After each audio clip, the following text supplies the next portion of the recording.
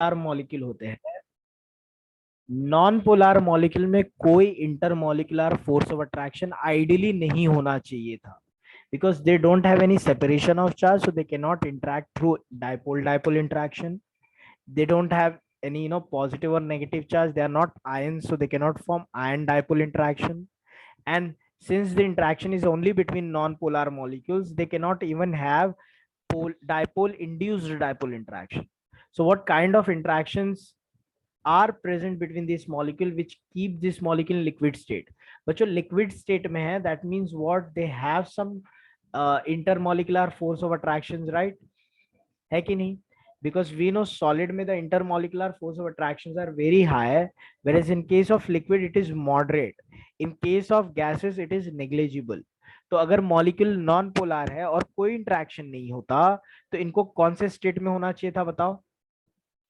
कौन से स्टेट में होना चाहिए? gases. गैसियस स्टेट में होना चाहिए था. But this benzene exist in liquid state at room temperature. So what is holding this molecule together? कौन से तरह के इंटरमोलिकुलर फोर्स ऑफ अट्रैक्शन इनके बीच में प्रेजेंट है जो इनको लिक्विड स्टेट में रखते हैं? तो बच्चों the answer is London dispersion forces. London dispersion forces exist between non polar molecules. इसको बताने के लिए बच्चों मैं तुम लोगों को एक इजी मॉलिक्यूल का एग्जांपल लूंगा, हाइड्रोजन मॉलिक्यूल का, फिर हम लोग डिफिकल्ट मॉलिक्यूल के थ्रू जाएंगे. ठीक है, तो सबसे पहले तो जो जो चीजें मैंने बताया वो लिख देता हूं. तो it exist, this type of interaction exist between. Sir एक बार फिर से बोलो ना. एक मिनट रुक जा, पहले इनको लिख लेने दे. This type of interaction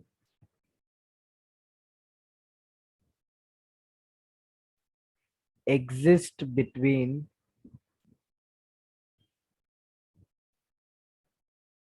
non-polar molecule. non-polar molecule बेटा किसको रिपीट कराना है? किसको वापस से जानना था? यस, कौन बोला अभी रिपीट करने को? बोलो. हाँ सर. अदारा. नाम से ही बोल रहा हूं मैं, अदारा. यस, चलो ठीक है. मैं बता रहा था अदारा कि यहाँ पे जब मॉलिक्यूल नॉन पोलर होता है, तू मेरे को बता, क्या नॉन पोलर मॉलिक्यूल में किसी भी तरह का इंटरेक्शन है? कोई रीजन है जिससे दो मॉलिक्यूल आपस में जुड़ सके? जैसे पोलर मॉलिक्यूल में डाइपोल डाइपोल इंटरेक्शन हो पा रहा था, आयन आयन से तो आयन डाइपोल इंटरेक्शन हो पा रहा था, पोलर नॉन पोलर मॉलिक्यूल थे तो डाइपोल इंड्यूस डाइपोल हो पा रहा था. लेकिन क्या इसके अंदर कोई रीजन है जुड़ने का? मॉलिक्यूल ही नॉन पोलर, तो कोई इंटरेक्शन आइडियली होना ही नहीं चाहिए. और जिसमें इंटरेक्शंस नहीं होते हैं वैसे कंपाउंड्स को हम लोग कौन से स्टेट में एग्जिस्ट करते हैं? क्या बताते हैं बच्चों, कौन सा स्टेट होता है वैसे मैट्रिक्स का? गैसियस स्टेट होता है, right? Gaseous. Intermolecular force of attraction देख रहे हो, नेग्लिजिबल अगर है तो क्या होगा? गैसियस स्टेट होना चाहिए. जबकि मॉडरेट है तो लिक्विड स्टेट होना चाहिए. और strong intermolecular force of attraction है तो सॉलिड स्टेट में होना चाहिए. अब नॉन पोलर मॉलिक्यूल में तो आइडियली कोई नहीं होना चाहिए intermolecular force of attraction. So that's why the molecule should exist in gaseous state. But there are many examples that even in non-polar, even being non-polar, they exist in liquid state. Liquid state में है तो कुछ तो इनके अंदर intermolecular force of attraction होगा, तभी तो लिक्विड स्टेट में है. So what is that intermolecular force of attraction that is present between non polar molecules? So the answer is London और लंडन डिस्पर्शन फोर्स और वैंडरवाल्स फोर्सेस. ठीक है बच्चों, इसको समझने के लिए एक एग्जांपल देखते हैं. बच्चों समझ लो, एक नॉन पोलर मॉलिक्यूल है. ठीक है, let's say hydrogen atom. Hydrogen H2, जब नॉन पोलर बोलता हूं तो H2 तो दिमाग में आता ही होगा सभी के, आता है ना बच्चों सभी को? हाइड्रोजन. तो ये मान लेते हैं ये हाइड्रोजन का एक मॉलिक्यूल है, H2 मॉलिक्यूल है बच्चों. ठीक है, H2 मॉलिक्यूल है और ये दूसरा H2 मॉलिक्यूल है. दोनों नॉन पोलर है, सही बात है कि नहीं? ये भी H2 है और ये भी क्या है? H2 है. बच्चों दोनों के अंदर इलेक्ट्रॉन है इनके खुद के. ठीक है, इलेक्ट्रॉन कुछ शेयर हो रहे हैं, हाइड्रोजन का एग्जाम्पल ले लिया है, चलो इलेक्ट्रॉन यहाँ पे शेयर हो रहे हैं और इलेक्ट्रॉन रिवॉल्व भी हो रहे हैं, मतलब थोड़ी देर के लिए शेयर हो रहे हैं, थोड़ा देर रिवॉल्व हो रहे हैं। क्या बात समझ में आ रही है सभी को? यस। ठीक है, जब इलेक्ट्रॉन रिवॉल्व हो रहे हैं मॉलिक एटम्स के बीच में, तो तुम लोग को नहीं लगता बच्चों इलेक्ट्रॉन एक, अगर मैं इलेक्ट्रॉन रिवॉल्व हो रहे हैं एटम में, एक सेकंड के लिए मैं इसको हटा देता हूँ, एक एटम के टर्म्स में पहले एक्सप्लेन करता हूँ, फिर मॉलिक्यूल के टर्म्स में एक्सप्लेन करूंगा। बच्चों एक एटम इलेक्ट्रिकली न्यूट्रल होता है, सही बात है। जैसे कि मैं बात करता हूँ हाइड्रोजन एटम की, वो इलेक्ट्रिकली न्यूट्रल है। यहाँ पे इलेक्ट्रिकली न्यूट्रल होने का मतलब क्या होता है बच्चों, कि उसके अंदर जितने प्रोटॉन है उतने ही इलेक्ट्रॉन है, तो हर प्रोटॉन इलेक्ट्रॉन को बैलेंस कर रहा है, और नेट चार्ज कितना है एक एटम के ऊपर? 0। सही बात है कि नहीं? सही बात बताओ। यस। तो इलेक्ट्रिकली न्यूट्रल होता है जब एटम, तो उसके अंदर नेट चार्ज 0 होते हैं, मतलब ओवरऑल कोई चार्ज नहीं है। लेकिन बच्चों मैं अगर एक मोमेंट पे टाइम को फ्रीज कर दूं, इसी मोमेंट पे, तो तुम लोग को एटम के अंदर डाइपोल दिख रहा है कि नहीं दिख रहा है? समझ लो मैंने टाइम को फ्रीज कर दिया, इंस्टेंट पे रोक दिया मैंने, इस पर्टिकुलर इंस्टेंट पे, तो क्या तुम लोग देख सकते हो इलेक्ट्रॉन का नेगेटिव डाइपोल और प्रोटॉन का पॉजिटिव डाइपोल? दिख रहा है क्या सभी को? देखो जरा, हाँ सर। अगर इलेक्ट्रॉन के जो रिवॉल्यूशन हो रहा है, इलेक्ट्रॉन यहाँ पे जो रिवॉल्व हो रहा है, उसको मैं अगर उसी टाइम पे फ्रीज कर दूं, उस इंस्टेंट पे फ्रीज कर दूं, तो एटम के अंदर इंस्टेंटेनियस डाइपोल जनरेट हो रहा है कि नहीं हो रहा है? क्योंकि ये इस पर्टिकुलर इंस्टेंट पे, इसके लिए इस डाइपोल को क्या बोलूंगा मैं? Instantaneous dipole. ये इंस्टेंटेनियस डाइपोल से कोई दूसरा न्यूट्रल एटम अगर मैं पास में रख देता हूं, इसी इसी ओरिएंटेशन में,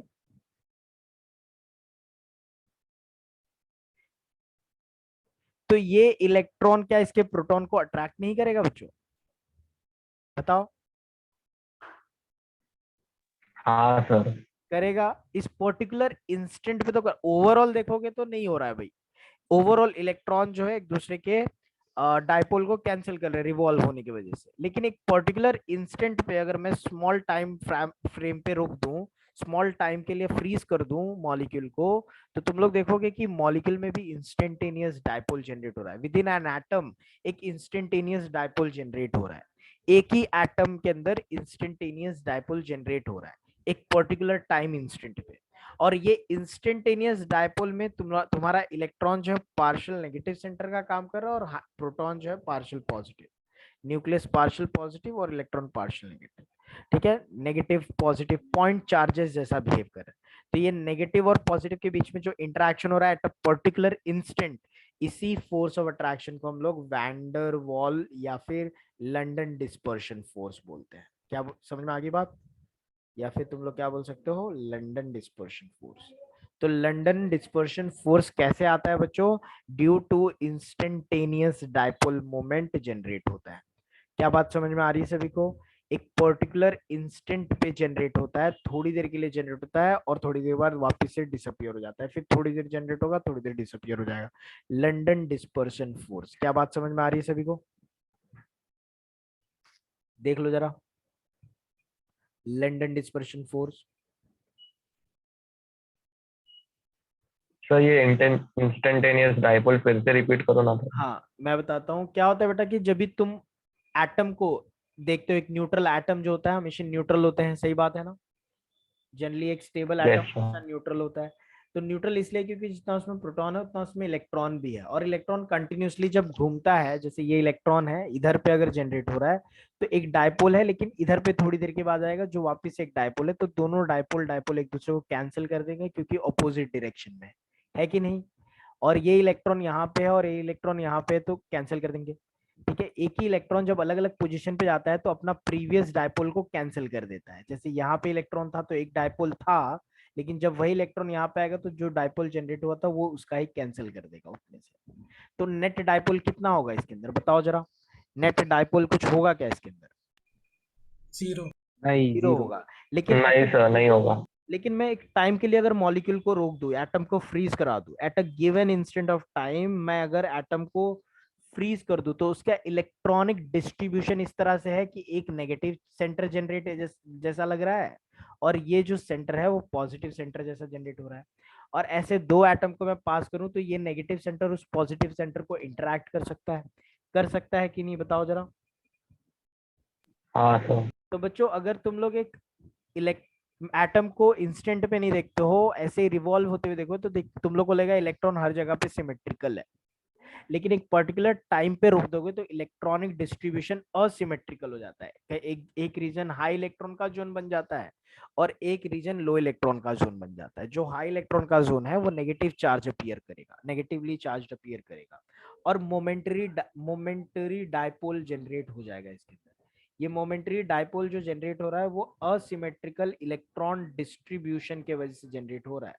और ये असिमेट्रिकल इलेक्ट्रॉनिक डिस्ट्रीब्यूशन जो है एक मोमेंटरी डायपोल जो जनरेट हो रहा है, जैसा एक एटम में कर रहा है वैसे दूसरे एटम में भी करेगा और वो दो एटम के ऑपोजिट चार्जेस इंटरेक्ट कर सकते हैं। तो एक एटम में एट अ पर्टिकुलर इंस्टेंट थोड़ी देर के लिए अगर मैं रोक दूं एटम के अंदर इलेक्ट्रॉन का रिवोल्यूशन, तो you can see the high electron region and the low electron region, rest of is the low electron region. तो ये हाई इलेक्ट्रॉन रीजन जहां पे वो एक पार्शियल नेगेटिव सेंटर जनरेट हो जा रहा है और वैसे ही दूसरे, और ये जो प्रोटॉन जहां पे लोकेटेड है वो पार्शियल पॉजिटिव रीजन जनरेट हो जा रहा है। तो वैसे ही दूसरे एटम में भी एक पार्शियल पॉजिटिव होगा, एक पार्शियल नेगेटिव रीजन होगा। ठीक है। तो ये जो नेगेटिव पॉजिटिव रीजन के बीच में अट्रैक्शन हो रहा है सिर्फ वो मूवमेंट के लिए, हमेशा के लिए मॉलिक्यूल में नहीं हो रहा है, सिर्फ एक पर्टिकुलर इंस्टेंट कुछ फ्रैक्शंस ऑफ सेकंड्स के लिए हो रहा है। तो ये जो इंटरेक्शन हो रहा है इसी इंटरेक्शन को हम लोग क्या बोलते हैं, लंदन डिस्पर्शन फोर्स। क्या समझ में आ रही है बात? यस सर, समझा। ठीक है, लंदन डिस्पर्शन फोर्स लिख भी देता हूं बच्चों इसके बारे में कि रीड करो तो फिर भी समझ में आए। एट एनी इंस्टेंट और at any given instant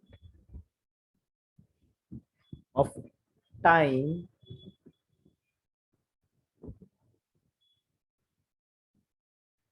the electronic distribution, किसी भी एक टाइम पे मैं अगर रोक दूं एटम, तो जो इलेक्ट्रॉनिक डिस्ट्रीब्यूशन जो है, इलेक्ट्रॉन डिस्ट्रीब्यूशन जो है, electron distribution in an atom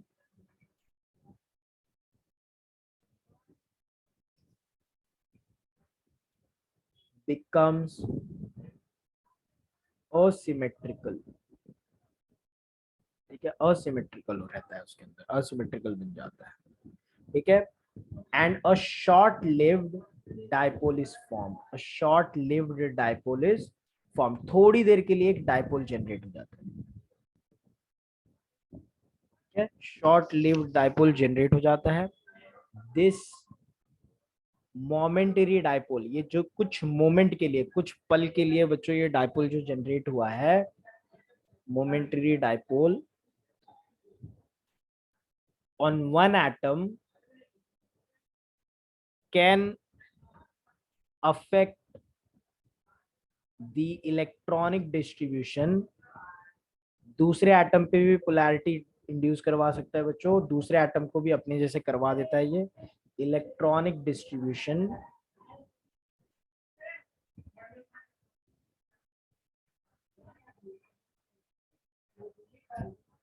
in the neighbouring atom. Neighbouring मतलब जो बाजू में प्रेजेंट एटम है उसके ऊपर भी अपना पोलैरिटी इंड्यूस करवा देता है, neighbouring atom.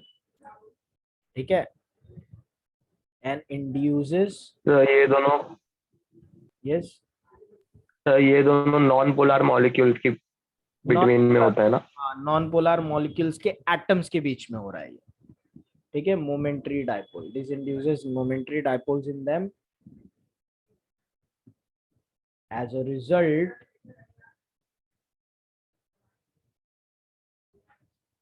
they get attracted, they interact through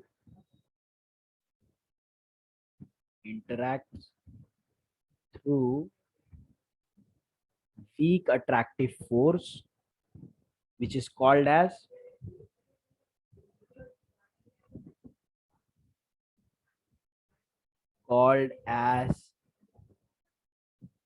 London dispersion force। एक बार बच्चों इसको पढ़ो जरा और समझो क्या लिखा हुआ है। समझ में आया तो हाथ रेस करो, डाउट है तो पूछो मुझको। पढ़ो जरा, पूछो, बताओ। तो ये न्यूट्रल नॉन पोलर मॉलिक्यूल्स के अंदर देखने को मिलता है।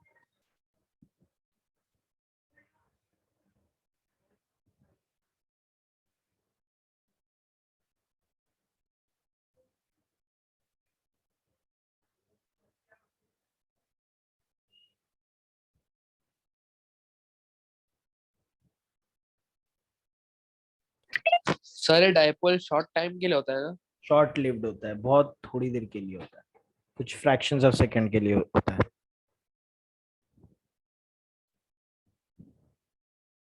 तो ये इलेक्ट्रॉन डिस्ट्रीब्यूशन थोड़े टाइम के लिए अफेक्ट करता है ना नेबरिंग एटम को? हाँ, सारा कुछ मोमेंटरी होता है। मोमेंटरी मतलब बहुत थोड़ी देर के लिए होता है नेबरिंग एटम पे।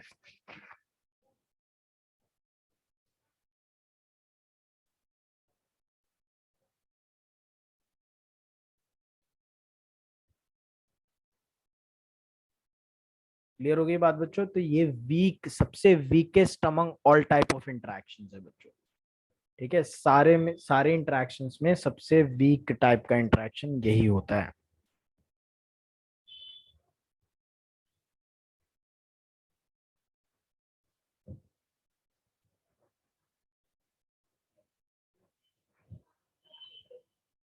और yes, any doubts? Electron distribution in an atom become asymmetrical मतलब? क्या बोला है? पहली लाइन पे ये तो, at a given instant of time the electronic distribution in an atom become asymmetrical, मतलब जब मैं कुछ टाइम फ्रेम के लिए रोक दूं एटम का, इलेक्ट्रॉन का मूवमेंट नहीं करूं, तो ऐसा दिखने लगता है एटम कि उसमें इलेक्ट्रॉन का डिस्ट्रीब्यूशन असिमेट्रिकल, मतलब एक जगह ज्यादा इलेक्ट्रॉन है, एक जगह कम इलेक्ट्रॉन है। ठीक है, तो जो ज्यादा इलेक्ट्रॉन वाला रीजन है वो नेगेटिव सेंटर बन जाता है और दूसरे एटम के पॉजिटिव को अपनी तरफ पुल करने लगता है। इंड्यूस्ड डायपोल में जैसा पढ़ा था ना हमने, वैसे दूसरे एटम के इलेक्ट्रॉन को अपनी तरफ, प्रोटॉन को अपनी तरफ पुल करने लगता है और लंडन फोर्सेस बना लेता है। क्या बात समझ में आ गया? इलेक्ट्रॉनिक डिस्ट्रीब्यूशन असिमेट्रिकल का मतलब क्या होता है कि अगर तू कुछ टाइम के लिए रोक देगा एटम को, तो इलेक्ट्रॉन जो है वो अलग अलग तरीके से डिस्ट्रीब्यूट हो जाते हैं, कहीं पे ज्यादा हो जाते हैं, कहीं पे कम हो जाते हैं। क्या बात समझ में आ गई? Yes sir. सर बोलो। सर दोनों एटम न्यूट्रल होते हैं ना? दोनों एटम न्यूट्रल हैं, ओवरऑल न्यूट्रल हैं, लेकिन एक एटम जो होता है, दोनों में से कोई भी एटम तुम कंसिडर कर सकते हो, कुछ टाइम के लिए उसमें मोमेंटरी डाइपोल जनरेट हो जाता है due to asymmetrical distribution of electron. ठीक है, जो एटम पे असिमेट्रिकल डिस्ट्रीब्यूशन है वो दूसरे एटम पे पोलैरिटी इंड्यूस करता है स्मॉल पीरियड ऑफ टाइम के लिए, और ये इंड्यूस्ड पोलैरिटी जो जनरेट कर रहा है एक नॉन पोलर एटम जो मोमेंटरली पोलराइज हुआ है, वो दूसरे पे पोलैरिटी अगर इंड्यूस करके इंटरैक्ट करता है तो उसको लंडन डिस्पर्शन फोर्सेस बोलते हैं हम लोग। ठीक है, चलो यस सर। चलो आगे बढ़ते हैं बच्चों। ये London dispersion force weakest among all type of interaction forces है। सबसे स्ट्रॉन्गेस्ट हो जाता है बच्चों हमारा आयन डाइपोल इंटरैक्शन, फिर हाइड्रोजन बॉन्डिंग आ जाता है, फिर डाइपोल डाइपोल हो जाता है, और सबसे कम होता है ये वाला, सबसे वीकेस्ट होता है लंडन डिस्पर्शन फोर्सेस। याद रखना बच्चों, ये लंडन डिस्पर्शन फोर्सेस को क्या क्या फैक्टर्स अफेक्ट करते हैं, मतलब क्या क्या चीजें इनके इंटरैक्शन को बढ़ा सकते हैं, जो interaction between non polar molecule है इसको बढ़ा सकते हैं, और क्या क्या चीजें लंडन डिस्पर्शन फोर्सेस को डिक्रीज कर सकते हैं। तो factors affecting London dispersion force, वो डिस्कस कर रहे हैं हम लोग। सबसे पहली चीज जो अफेक्ट कर सकती है बच्चों बॉन्ड का स्ट्रेंथ, वो तो हो जाता है तुम लोग का साइज ऑफ मॉलिक्यूल। ठीक है, मॉलिक्यूलर साइज, साइज देखो बच्चों, जितना ज्यादा मॉलिक्यूलर साइज होगा उतना ज्यादा सरफेस अवेलेबल रहेगा इंटरैक्ट करने के लिए, मतलब उतना ज्यादा चांसेस होगा मॉलिक्यूल को पोलराइज करने के लिए, मतलब ज्यादा इंटरैक्शन। ज्यादा लंडन फोर्सेस होंगे। तो as the molecular size increases,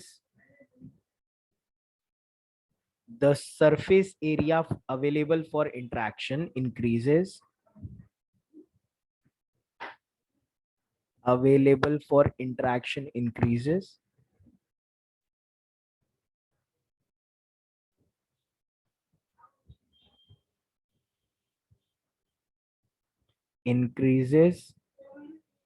and therefore London dispersion force increases.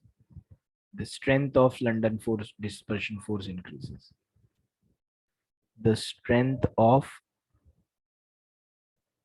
London force increases. मैं सिर्फ लंदन फोर्स लिख रहा हूं बच्चों। देखो अगर छोटा सा मॉलिक्यूल का साइज है, जैसे कि suppose CH3 CH2 CH2 CH3, ठीक है, ये एक मॉलिक्यूल है और ये एक मॉलिक्यूल है। बच्चों बता सकते हो किस में सरफेस एरिया ज्यादा है, पहले वाले में कि दूसरे वाले में? फर्स्ट वाले में सरफेस एरिया तुम लोग को दिख रहा है कितना ज्यादा है? ठीक है, इतना सारा है सरफेस एरिया। इसको मैं अलग कलर से बता देता हूँ कि तुम लोगों को समझ में आए। रेड कलर में इसका सरफेस एरिया है। और दूसरे मॉलिक्यूल में देख रहे हो छोटा सा सरफेस एरिया है। ठीक है, कंपैरेटिवली कितना छोटा है उसका सरफेस एरिया। तो ज्यादा सरफेस एरिया फर्स्ट वाले में है, मतलब यहाँ पे ज्यादा एटम लंदन डिस्पर्शन फोर्स दूसरे एटम से बना सकते हैं। ऐसा एक और मॉलिक्यूल बना दूं मैं, तो हर एक एटम में लंदन डिस्पर्शन फोर्स देखने को मिलेगा अपने को। तो जो ऊपर वाला, दोनों सेम ही मॉलिक्यूल है, तो इसके एटम इसके साथ, इसके एटम इसके साथ, सब लंदन डिस्पर्शन फोर्स ज्यादा बनाएंगे। जितना ज्यादा सरफेस एरिया उतना ज्यादा लंदन डिस्पर्शन फोर्स, और जितना ज्यादा लंदन डिस्पर्शन फोर्स होगा बच्चों उतने ज्यादा फिजिकल प्रॉपर्टी में चेंजेस होती है।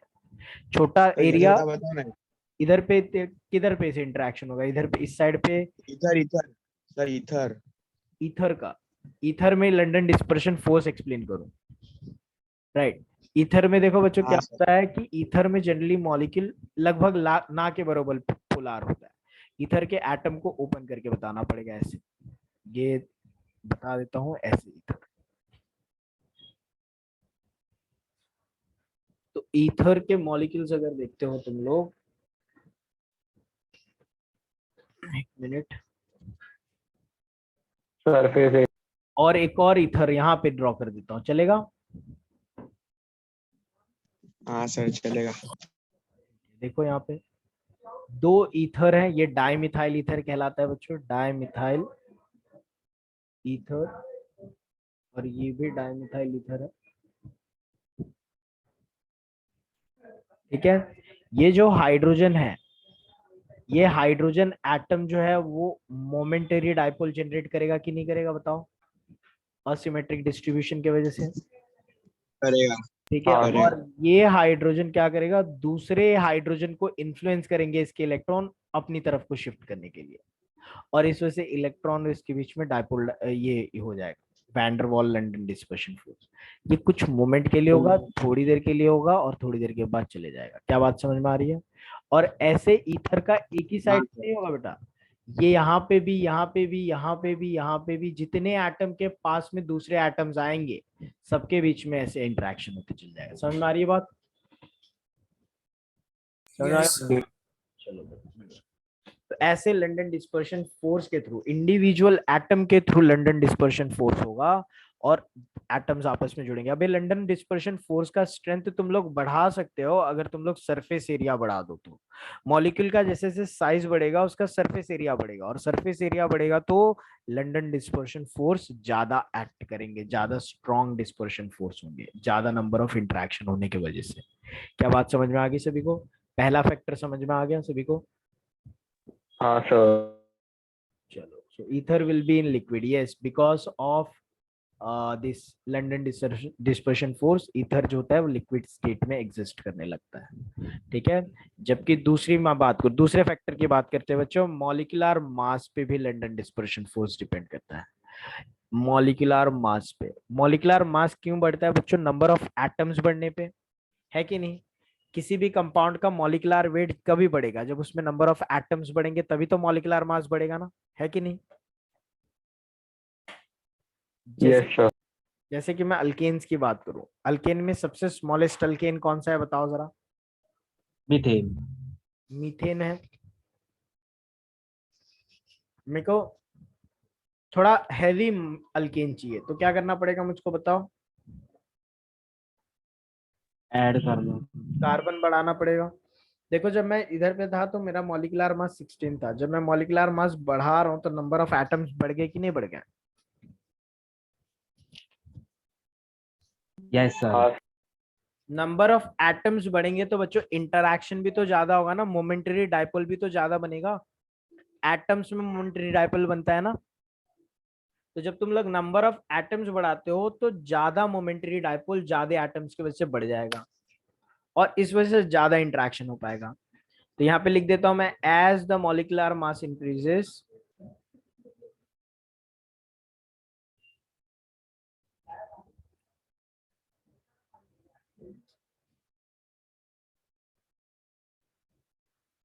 the number of atoms in a molecule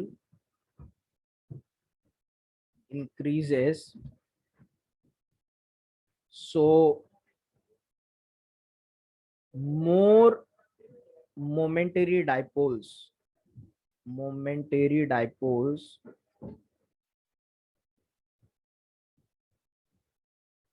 are produced, therefore the strength of London dispersion force or London force increases। ठीक है, तो ये चीज आती है एक्सप्लेनेशन, एग्जाम्पल दे दिया तुम लोगों वहां पे। तो किसमें ज्यादा स्ट्रांग होगा, मीथेन में कि इथेन में? किसमें डाइपोल इंटरेक्शन ज्यादा होगा बच्चों बताओ जरा? इथेन में। इथेन में ज्यादा होगा। थर्ड पे आते हैं बच्चों, थर्ड फैक्टर पे आते हैं।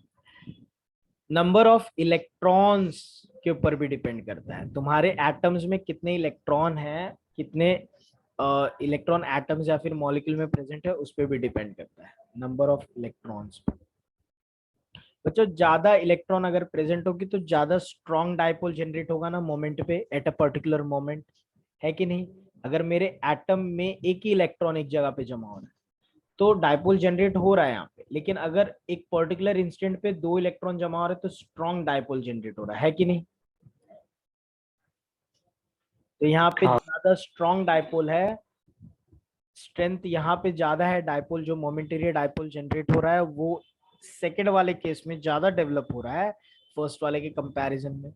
तो more the number of electron stronger the London forces. क्या मैं बोल सकता हूँ? Yes Yes, sir. More the number of electron stronger the London forces.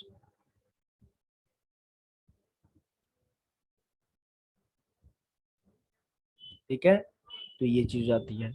Fourth factor बच्चों, depends on polarisability. Now what do you mean by polarizability? Polarizability is it is the ability of an atom to become polar or to separate the charges। बच्चों तुम लोग ने dipole induced dipole में moment में देखा कि जब कभी मैं डाइपोल को पास में रखता हूं तो नेगेटिव चार्ज वाला जो एटम है वो प्रोटॉन को अपनी तरफ पुल कर रहा है। तो प्रोटॉन कितना जल्दी इधर पे पुल हो जा रहा है, मतलब एक कॉर्नर पे आ जा रहा है, उस एबिलिटी को हम लोग बोलते हैं polarisability. Polarisability is the intrinsic property of molecule, अंदरूनी प्रॉपर्टी होती है बच्चों मॉलिक्यूल की। ये प्रॉपर्टी डिसाइड करता है कि कितना फास्ट एक एटम मोमेंटरी डाइपोल में कन्वर्ट हो रहा है, कितना फास्ट उसके प्रोटॉन्स और इलेक्ट्रॉन अपने आप को दो अलग अलग कॉर्नर पे स्प्लिट कर ले रहे हैं। जितना फास्टर करेगा उतना ज्यादा उसके अंदर पोलराइजेबिलिटी है, जितना कम करेगा उतना लेस पोलराइजेबिलिटी है। मैं डेफिनेशन लिख देता हूं और फिर एग्जांपल सेम वाला लिख दूंगा मैं। It is the ability of a molecule of an atom or molecule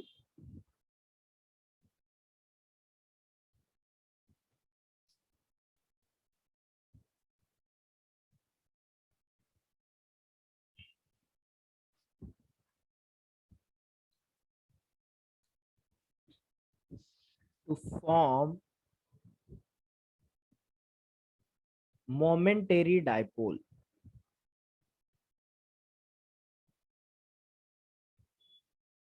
dipole, तो उस एबिलिटी को हम लोग बोलते हैं polarisability.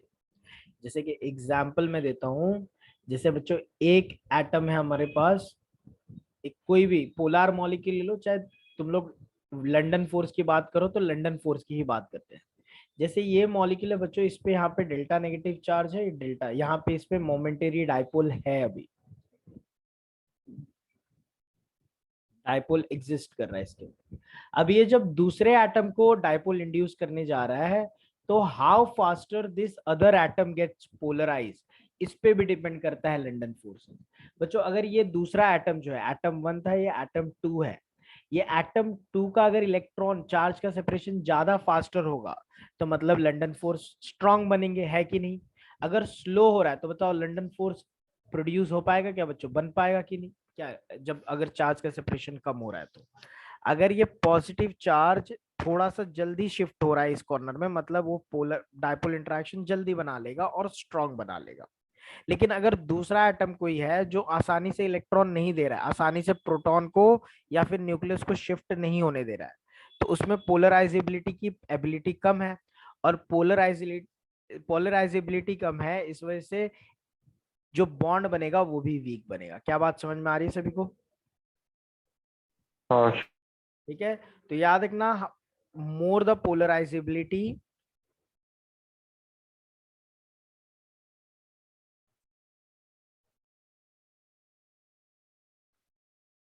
stronger the London force।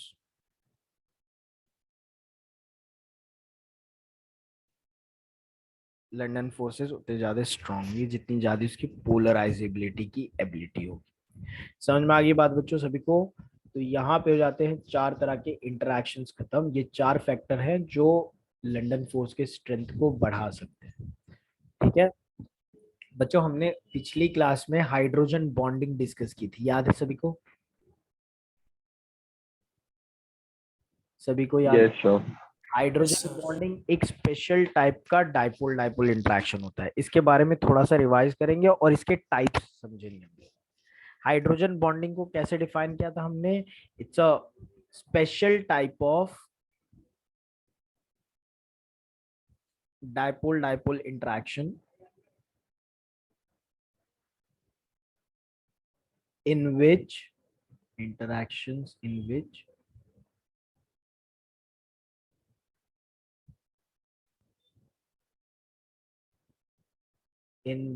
a positively polarized hydrogen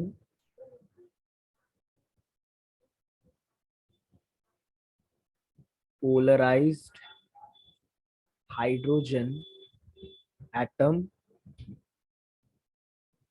interacts with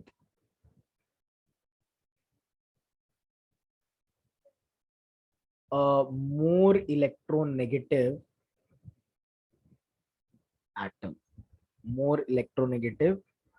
atom, तो जब कभी भी एक पॉजिटिवली पोलराइज्ड एटम जो हाइड्रोजन एटम है दूसरे इलेक्ट्रोनेगेटिव एटम के साथ इंटरेक्ट करता है, तो उस तरह के इंटरेक्शन को हम लोग हाइड्रोजन बॉन्डिंग बोलते हैं। एग्जांपल देखो, HCl है बच्चों। एक मिनट ऊपर करो ना। हाँ, लास्ट लेक्चर में मैंने पढ़ाया हुआ है, एक बार रिवाइज करा रहा हूँ कि इसके टाइप पढ़ाने हैं। जैसे HCl है और ये दूसरा HCl है बच्चों। इस Cl पे डेल्टा नेगेटिव है, इस पे डेल्टा पॉजिटिव, इस पे डेल्टा पॉजिटिव है, ये डेल्टा नेगेटिव। ये कौन सा हाइड्रोजन है? पॉजिटिवली पोलराइज्ड हाइड्रोजन है और पॉजिटिवली चार्ज्ड हाइड्रोजन है। और एक क्लोरीन कैसा है बच्चों? इलेक्ट्रॉन नेगेटिव एटम है कि नहीं? हाँ ठीक है, तो इन दोनों के बीच में अगर इंटरेक्शन होता है तो उस तरह के इंटरेक्शन को क्या बोलोगे? Hydrogen bonding. Bonding. Right, hydrogen bonding में आती है। दो तरह के हाइड्रोजन बॉन्डिंग होते हैं बच्चों, टाइप्स डिस्कस कर रहा हूं मैं तुम लोगों के साथ। टाइप्स ऑफ हाइड्रोजन बॉन्डिंग, दो तरह के हाइड्रोजन बॉन्डिंग होते हैं बच्चों। एक होते हैं इंटरमॉलिक्यूलर हाइड्रोजन बॉन्डिंग। कौन से टाइप? Intermolecular hydrogen bonding. ठीक है ना, ये कभी टर्म यूज करेंगे intermolecular hydrogen bonding when the hydrogen bonding occurs between two molecule, between two different molecule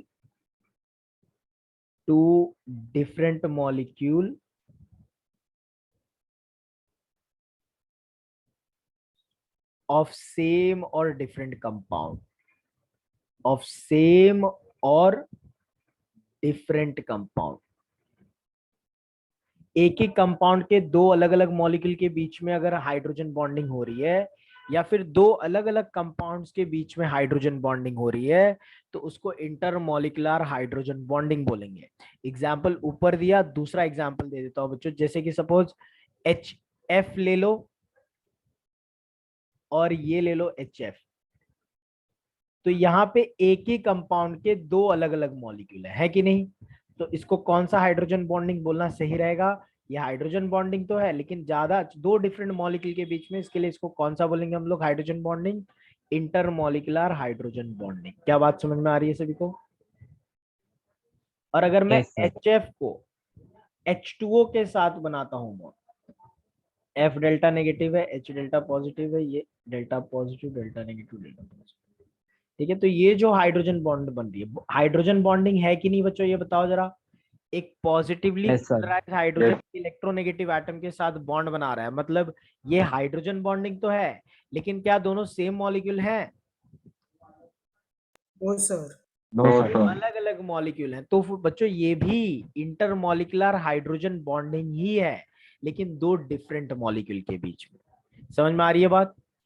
जबकि पहला वाला एग्जाम्पल जो था उसमें इंटरमॉलिक्यूलर हाइड्रोजन बॉन्डिंग जो थी वो दो सेम मॉलिक्यूल के बीच में थी। सर बोलो।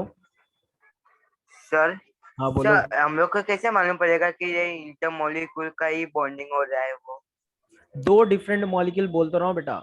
देख, जब दो अलग अलग मॉलिक्यूल होंगे, वो सेम मॉलिक्यूल हो सकते हैं, वो डिफरेंट मॉलिक्यूल हो सकते हैं, लेकिन दो अलग अलग होंगे तो उसको इंटर मॉलिक्यूलर बोलेगा। तो इंटर मतलब टू डिफरेंट। ठीक है, दो डिफरेंट मॉलिक्यूल के बीच में होगा। दो डिफरेंट मॉलिक्यूल सेम ही कंपाउंड का हो सकता है, या फिर अलग अलग कंपाउंड्स के हो सकते हैं। क्या बात समझ में आई तुझे? जैसे देख, यहाँ पे पहला एग्जाम्पल देखेगा तो दो अलग अलग मॉलिक्यूल है ना, ये एक मॉलिक्यूल है, ये एक मॉलिक्यूल, दो अलग अलग मॉलिक्यूल है लेकिन सेम ही कंपाउंड।